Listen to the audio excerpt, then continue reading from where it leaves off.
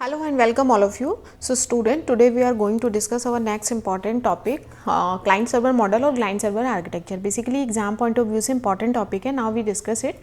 Client server model क्या होता है बेसिकली, तो उससे पहले समझने के लिए हम समझते हैं क्लाइंट और सर्वर क्या होता है. क्लाइंट क्या है, सर्वर क्या है. ठीक है, बेसिकली ये मशीन ही है हमारी. ठीक है, बट देखो अगर मैं इस मॉडल की बात करूँ, क्लाइंट सर्वर मॉडल में बेसिकली क्या होता है, इसमें हम डिस्ट्रीब्यूट करते हैं कुछ अपने एप्लीकेशंस को. ठीक है, या हम बोल सकते हैं कुछ हमारे टास्क हैं. डेफिनेशन ध्यान से समझो. क्लाइंट सर्वर मॉडल के अंदर क्या करते हैं, जो हमारे टास्क हैं उसको पार्टीशंस में डिवाइड करते हैं. उसके बाद उस पार्टीशंस को हम क्या कर सकते हैं, डिफरेंट इसमें डिवाइड करते हैं. तो इसमें क्या होता है, जो प्रोवाइडर होता है, जो रिसोर्स प्रोवाइड करता है उसे बोलते हैं हम, जो रिसोर्स प्रोवाइड करता है उसे बोलते हैं हम सर्वर, और जो रिक्वेस्ट करता है उसे बोलते हैं हम क्लाइंट. ठीक है, तो इस प्रोसीजर में हम ध्यान से देखें तो क्लाइंट सर्वर मॉडल की मैं बात करूं या क्लाइंट सर्वर आर्किटेक्चर की मैं बात करूं, तो उसमें जो क्लाइंट सिस्टम होता है, जो क्लाइंट मशीन होती है, वो क्या करती है, सेंड करती है एक रिक्वेस्ट डेटा की.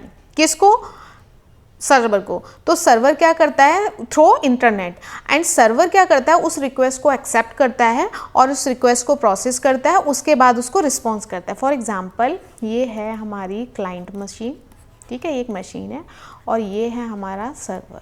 ठीक है, अब ये दोनों कनेक्टेड हैं तो क्या होगा, पक्का किसी न किसी नेटवर्क के थ्रू कनेक्ट होंगे. ये नेटवर्क है हमारा. अब क्लाइंट क्या करेगी, क्लाइंट मशीन क्या करेगी, रिक्वेस्ट करेगी. किसको, सर्वर को, with the help of internet.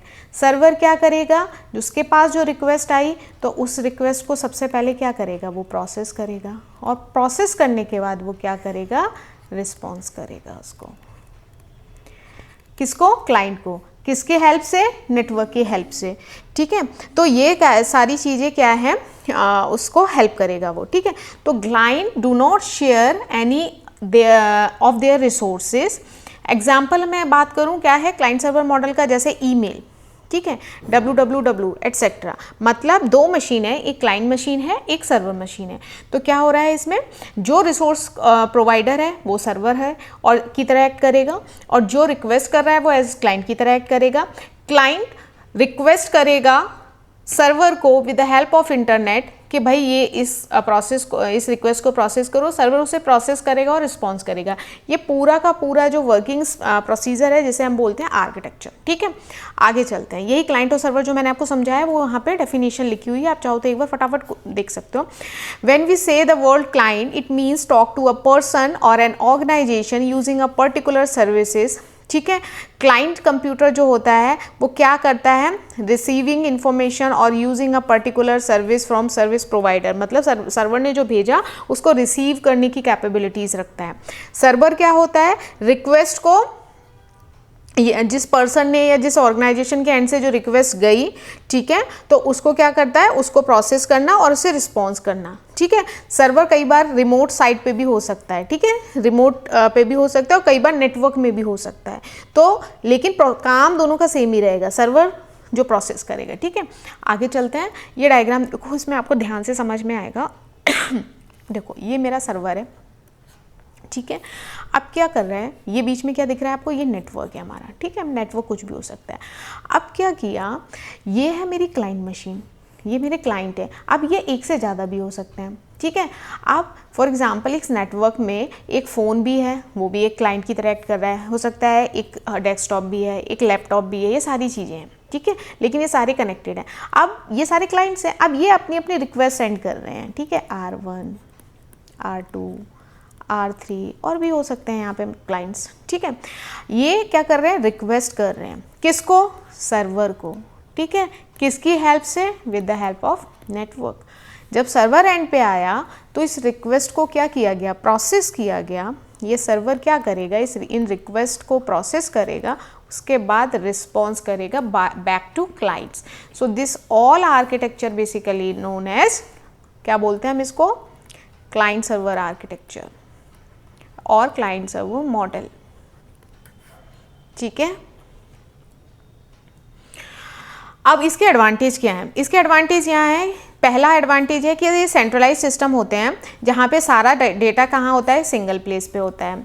ये कॉस्ट इफेक्टिव होते हैं और ये लेस मेंटेनेंस कॉस्ट होती है इसकी, तो इसमें डेटा रिकवरी जो होती है वो पॉसिबल होती है, ये इंपॉर्टेंट है। ठीक है, दूसरा कैपेसिटी होती है क्लाइंट सर्वर की कि वो चेंज कर सकें। ठीक है, तो client and server can be change separately, तो वो उनको हम चेंज भी कर सकते हैं, तो ये उसके बहुत ही मेजर एडवांटेज हो गए।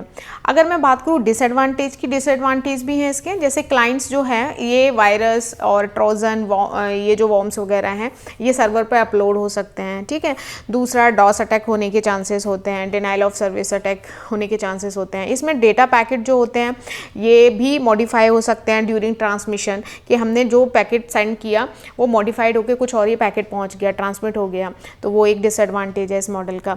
दूसरा यहाँ पे फिशिंग वगैरह जो है, लॉगिन क्रेडेंशियल्स जो हमारे होते हैं वो क्या हो सकते हैं, उसका भी थ्रेट वहाँ पे भी थ्रेटन होने के चांसेस होते हैं।